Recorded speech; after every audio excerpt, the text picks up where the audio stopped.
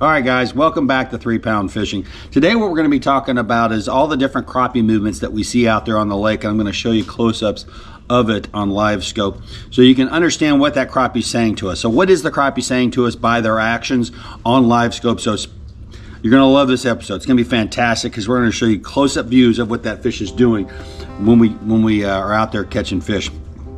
But before we do so, just to keep you involved, everybody asks what kind of knot I tie. Okay, so basically I'm going through the eyelet on my hair jig right here. I'm going to twirl it around like this. This is called a loop knot. I always say 3 to 5 times. I'm going to grab that hair jig, and that loop that I created by holding it, I'm going to put that jig through that loop. And with braid it's a little tougher, but there it is. That's what I call the gob of stuff right there, that braid. And that's where you're going to decide where that loop knot actually ends up. And what I always target is something around 1/2 inch, 1/4 inch, anything really, really small. So that's about 1/2 inch right there. And that's what we call a loop knot. And the reason why we use a loop knot is because we don't want to strain the jig. We want that jig to flow freely and horizontally and to have more action. So it's really important on these type of knots that you have perfect eyelets on your jigs, because that loop will slip through an imperfection. Sometimes people will tie it twice, but again, you don't get the action that you would like. Now, just a small thing, but the loop knot, that's what I use. Now, there's a lot of different ways to do it. So if you're out there and you're saying, my way's better, it probably is. That's just the way that I learned how to do a loop knot. Stay tuned, guys. We're gonna talk about what the crappie are telling me on the screen, and we're gonna be showing that up close.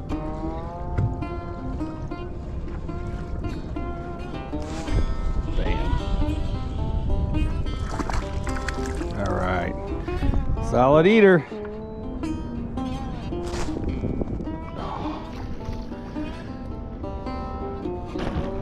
Good fish. All right, probably the first thing I'm going to talk about is aggressiveness of fish. Your first cast, you're going to get the most aggressive fish. And on that video, you just saw how this fish shot from one side of the brush pile all the way to you. More times than not, those fish are going to close in on their target and hit it, no doubt about it. But I still suggest playing it and acting as if they're not. But I'll tell you, more times than not, they are. These are the most aggressive fish. They are the hungry fish. They are the ones that are eating right now. And anytime you see a fish with an aggressive movement, you really want to match that movement if at all possible. They want to see aggressiveness. If you move slow or you drop, you can actually spook them off. So I always recommend, when I see a fish cruising at a speed, if I see a fish come off the dirt fast, I'm doing the exact same thing that they're doing. Match their cadence, match their speed to accommodate it, without a doubt. Little bitty bumps. Boom. Now, wow. Should be a good fish. Marked well. Oh yeah, oh yeah. Great fish, guys. Now that guy didn't come at us as aggressively, so I definitely was trying to slow it down quite a bit to make sure he was going to get an opportunity to actually eat it. So I always say, don't lose hope, don't make the fish lose hope, I should say, and make sure that you're giving them the opportunity to think that they're going to get that bait. Wow. He actually hit it.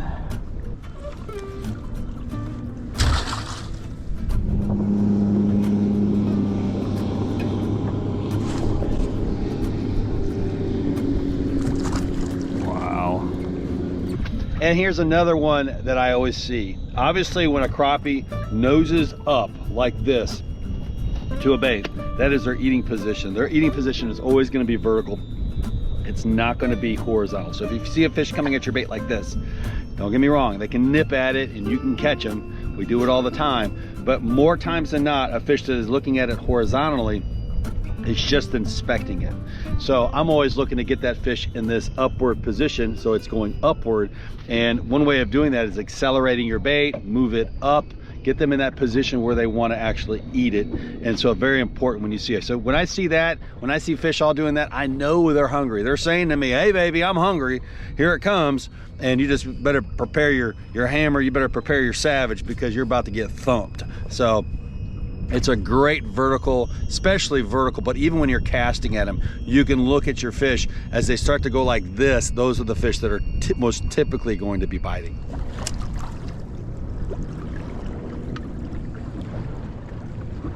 There it is, vertical. Fish is totally in the vertical position there.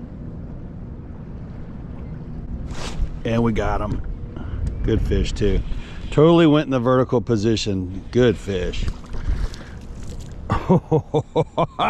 Baby, that is a hog right there, guys. Bam, right there. That is a hog, man. All right, so if you look at that video, it's all about getting that fish in that vertical position. It's the most important position you could possibly have.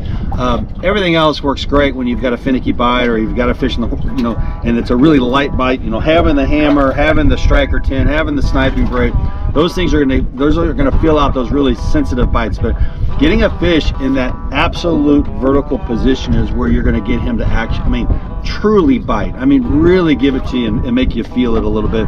And so everything you can do in your power to make that happen is essential. The other thing I want to go back to is the movement of the fish. More times than not, like right now, what we've got going is they don't really like a casting jig, even though we're flipping to them, but we're trying to slow it down as slow as possible. So one thing you can do is certainly remove your split shot to really slow it down. Or you can kind of when you pitch it out there, and what I'm doing is I'm moving forward so that bait is really not screaming by them. And you'll see those fish when they're not liking that moving bait, is they'll move around really slow and actually turn their body. And so you got to give them time to make that turn, to make that commitment to the bait itself. So right now, just kind of a gear check: striker 10, sniping braid, number 7 split shot. Again, hair jigs on the website are insane, got a ton of them. The Let's Go Fishing Pack is your best deal you're ever gonna find on the internet. It's like a buck a hair jig, which go find that deal somewhere. You're not going to. 3-pound fishing, we've got them, a ton of them. I think about 16 different varieties now of hair jigs. So awesome. I love it. When we go back to that one episode, the last episode, which would have been the 3 favorite baits. Again, I'm a hair jig guy. Hair jig. It doesn't always work, don't get me wrong. Sometimes they want more action, so I'll go with that paddle tail.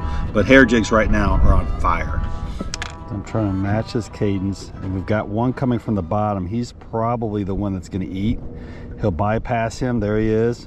But see, he's already in the position, so he's more likely to eat, and he does right there. Boom. Just an eater fish, but a good fish nonetheless. So always getting that fish in that position is going to be a big deal. Hey, do me a favor, guys. We don't ask for anything in terms of this channel, and I continue to say this. All we ask is that you subscribe. We don't ask for money. We just ask that you subscribe. It's free, has no impact on your life whatsoever, but it does have impact on 3-pound fishing, because we want to continue to grow the subscribers, the followers, and we're going to be putting out two videos every single week throughout the entire winter. So it fuels our fire when we see that. Also, go visit our sponsors. Hog Fishing, incredible deals right there. Sniping braid, 3-pound fishing. We've got all the jigs and anything you could ever want for crappie fishing. With that said, we're going to end this episode. Appreciate you guys. I got some fish to clean, a ton of fish to clean, a good amount of fish to clean, and I hope you guys, the holiday season goes great. I know this video is going to be coming out right before Thanksgiving. We're just a couple days before that, so enjoy it, guys. Talk to you later.